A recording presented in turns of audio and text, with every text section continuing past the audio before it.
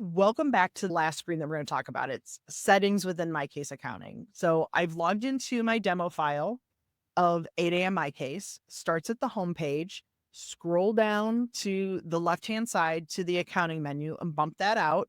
And we're on settings. It's the last thing to talk about within MyCase Accounting. There's not much going on here, but there's some pretty critical things here. So starting off with your accounting method, cash or accrual. Don't get hung up on this. I would tie this to whatever is reported on your tax return. So most firms, I mean, a majority, like 99% of the firms I work with are on a cash basis, meaning when cash is either received by you or you have paid it out, you've written the check, you did the credit card charge, at the time that that money is relinquished to somebody else, then that's when the transaction's posted. It's all based on when cash transfers between you and somebody else. That's majority of the time. Accrual basis, and I do have a couple of firms that are on accrual basis. So accrual basis, and I'll just show it this way. So accrual basis is the date your firm is obligated to pay a bill. It gets posted as an expense. Okay, obligated and actually paying are two different things. Now, honestly, it is a lot of work to do accrual basis accounting, but it could be worth it to you. So like I said, I have a handful of firms that they do report on an accrual basis. They've gone through it with their tax person and decided that it was in their favor to report things on an accrual basis instead of cash basis. But most firms I know are on a cash basis. But you have your option here between cash and accrual. And then I always find this to be weirdly worded, first month of your fiscal year, because in accounting, I don't ever really think about the first month of the year. It's always the last month. So I normally would default to saying December, but it's the first month of your year. Now, don't get tied up with this fiscal. There's typically most law firms are on a calendar year reporting, like you match what's on your 1040.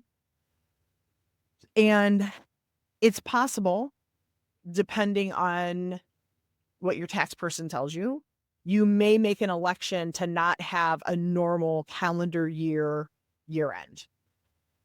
I typically don't see it. It's pretty rare. I've worked at a company, but it was not in the legal industry. My very first job in the industry in accounting was working for a jewelry company, and that was my internship in college.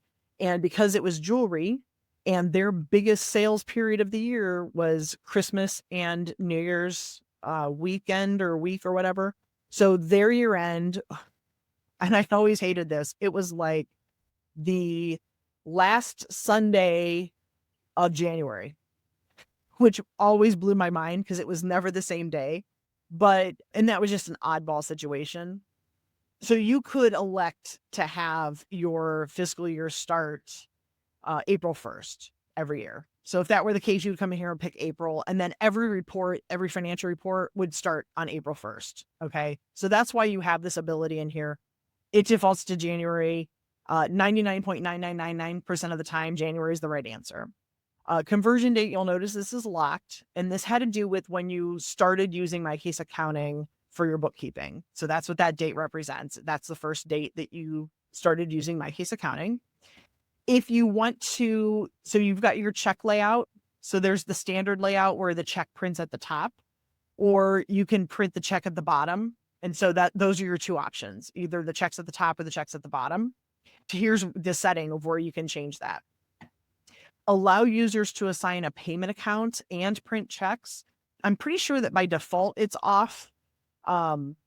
Personally, if I am paying bills for a client, I would want that to be turned on, because if I'm paying bills, I don't want to get caught up in having to go out and change and run like checks for one bank account and then go back and change and print checks for another. And I want to do it as efficient as possible. So personally, I want to have the ability to allow users to assign the payment. And so what this means is when you're going to pay a bill, do you want it by default to always pay from the operating account, or do you want it to allow the person entering this information to pay a bill or to create a bill to be paid? Do you want to let them pick the account that it's going to be paid from? Because you can have two operating accounts for some reason. So personally, I would prefer that that's on. And then also I want to be able to have the ability to print checks if I'm the one paying bills. You can change that however you want. And then enable automatic creation of deposit slips from LawPay. If your MyCase is connected to LawPay, that should be checked. There's a link to learn more, but essentially what this is doing is it's giving MyCase the ability to post transactions for you based on what it knows. You issue a bill to a client, they get the bill, they click the link that takes them to LawPay, they pay the bill, LawPay processes that transaction and sends the money to your bank account. When you have this enabled, it will post those transactions in real time automatically for you in MyCase Accounting. So if you have LawPay connected, yes, you want that checked. And then print check with a check number. So this has to do with, let me just see if I can see. Oh yeah. Some check stock does not have the account number pre-printed. So that's what this is for. So print check with a check number. You're telling it my bank or my check stock only has all the other information, not the check number. And I don't normally see that. Normally for bills, let me just go back to this. So normally I see it where the check number is pre-printed. In my mind, this is usually checked is off, not checked. But the ability is there if you were able to buy check stock that had your MICR line, which is the routing and account number and space for all the other stuff, but did not have check numbers, you can enable that. And we're going to apply the settings and that's it. So this wraps up the last of our videos for this series. If you have any questions, let me know. And I'm going to come up with some other new series that we can work on so that we can improve our skill set with MyCase. So have a great afternoon.